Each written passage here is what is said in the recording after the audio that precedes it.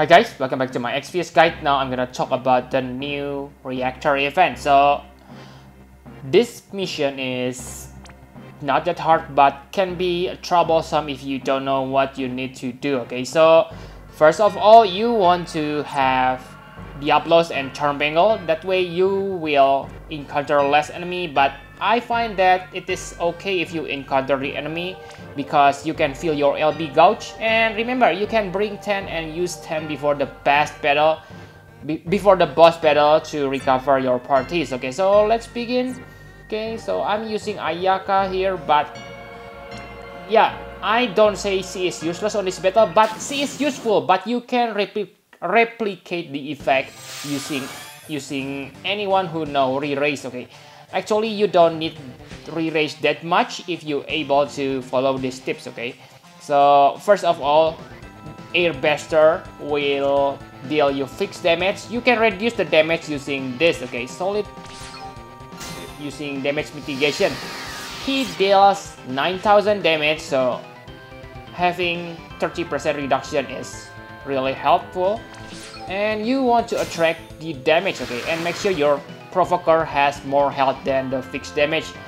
And for the rest of the character, simply attack. Okay, no need to do anything, but because you need to defeat it as fast as possible, you really need defense break. Okay, also you need to have let me think. Okay, so to be safe, because this is the first time I test using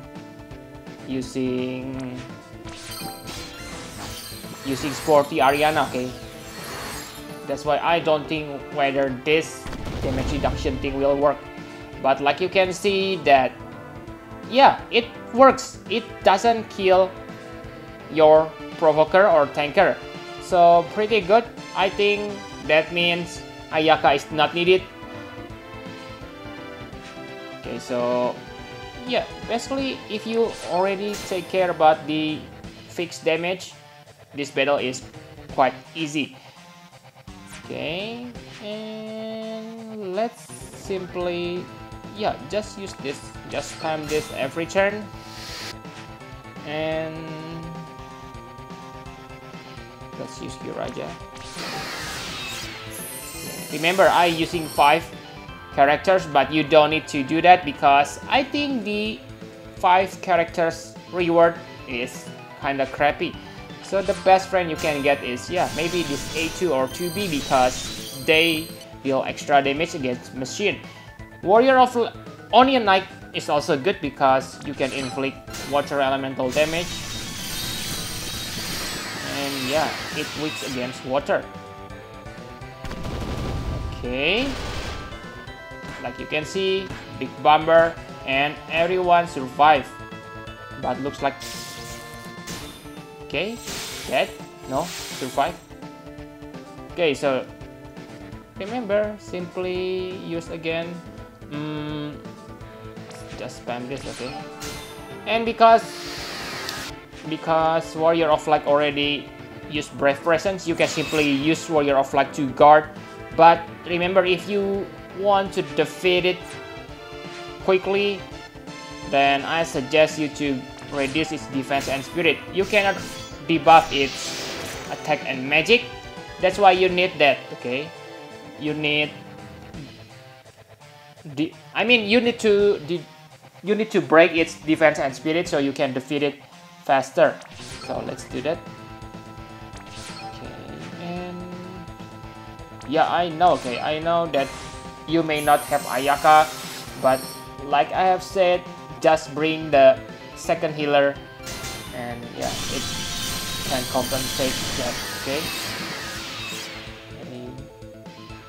Prime. Okay, died.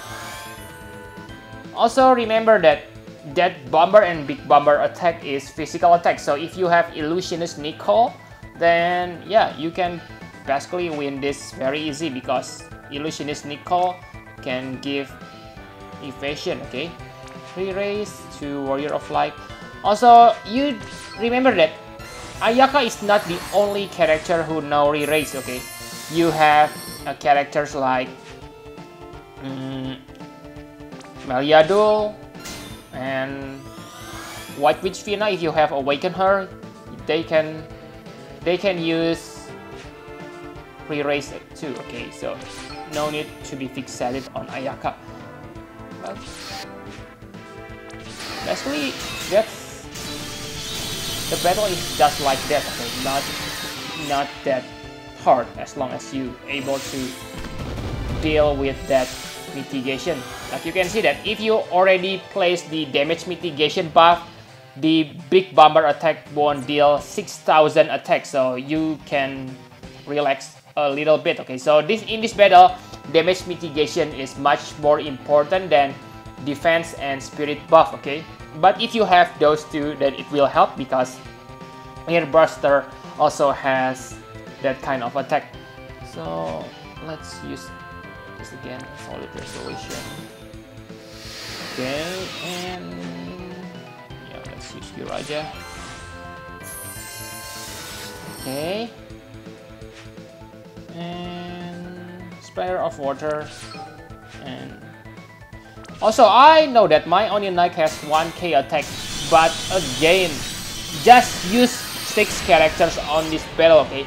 The 15% extra cold resist maybe not that worthy, because yeah, what's that for? Maybe it is useful if you haven't defeated that Glacial, but I think Glacial battle is more about RNG instead of Ice Resist. Ice Resist is important, but I believe that you can get high Ice Resist even without Cold Resist plus 15%, especially because on this Christmas event we get, I forgot the name, Snow Gun or something like that, okay? That increase your defense Ice Resist by 30%.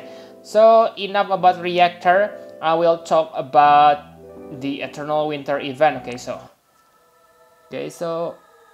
the Eternal Winter is very easy, okay? So it is like the Halloween event where you gather the candy cane. The battle is also very easy because you can inflict ailments to the bosses, okay? And I don't think there's much difference between Elite and Pro in terms of reward. So I think Pro level is quite sufficient to get all important items. But what I want to talk here is which items you should get, okay? So let's see the item list. So in my opinion, the most important item is this, okay? Snow Gown and 4 stars guarantee ticket.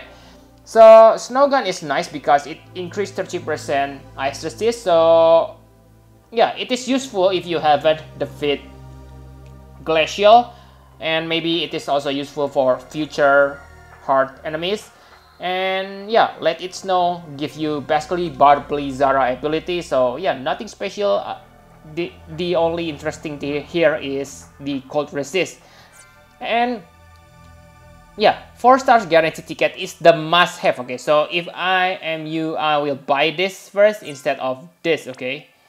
But it's up to you. But I think these two are the must have. Growth Egg. So I know this is Medius Trust Master reward, okay?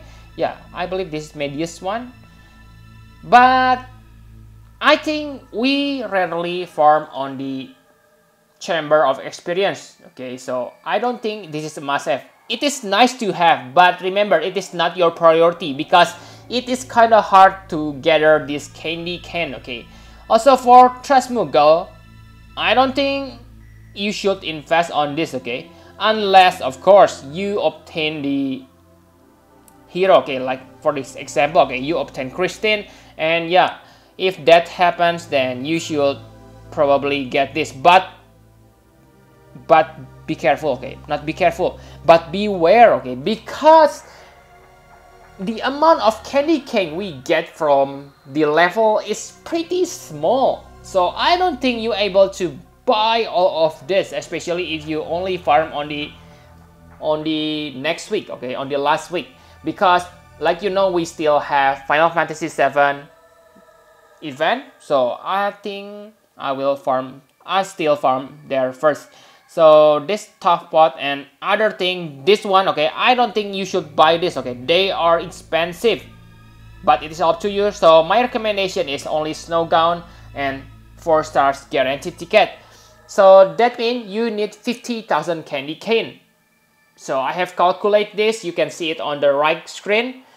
So it takes you about 10 days, okay, but yeah, it takes you about 10 days. This means you cannot simply farm on the next week. You need to leave Final Fantasy VII farming event, but I believe they will give us something like, yeah, 10,000 candy cane from, I believe next week we will get another trial. So yeah, I believe that will help to gather candy cane. Okay, so I think that's all you need to know about this event.